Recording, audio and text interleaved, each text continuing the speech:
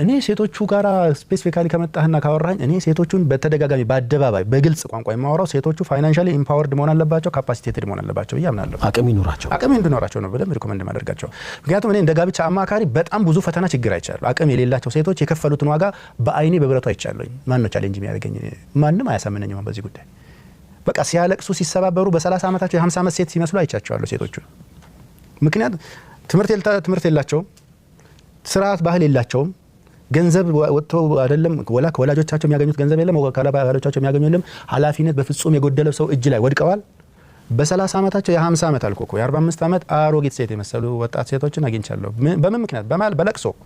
በግፉ ማለት ነው ስለዚህ እነዚህ አይነት ነገሮችን ሴቶቹ አላህን ይፍሩበት ገንዘብ ሲያገኙ ለጥጋብና ለእብሪት እንዳይደረደራቸው እመኛለሁ ግን በቃ አሁን የምንኖርበት ተጨባጭ ሰዎች መደራደሪያ ካርድ ሲኖርህ ነው የሚያከብሩ በጣም ቬሪ አንፎርቹኔትሊ እንደው አላህን ፈርቶ እሷ የኔ ኃላፊነት ናት እንዳይርባት እንዳይጠማት እንዳልትቸገር ማይ አሳይመንት ያለ ስንት ወንድ ነው ያለው አላውቅም ቤት የለም ማለት አይደለም እኔ አላወኩም ማለት የለም አይደለም ያዘልኝ መሐመድ ነገር ግን እኔ እንደ ጋብቻ አማካሪ ባለፈው 15 ዓመታት አካባቢ ሐቂቃ በዚህ ዙሪያ ላይ በጣም ኖር ያለው እስኪ ከብደኝ ድረስ አሁን መስራት አልፈልግም ይሄን ስራ بالمناسبه ህመሙን አልቻልኩትብና ማለት ነው በተለየ ምክንያት ሰዓቱም የለኝም ደጋግሜ እንደነገርኩ በጣም ተጎድተው አይቻለሁኝ ሐቂቃ ማለት ቀለብ ከልክሎ የሚያሰቃዩ ሰዎች ቀላል አይደሉም ሂጂ እናትሽ ቤት ሄደሽ ቆይኝ ቤት ኪራይ መከፍለው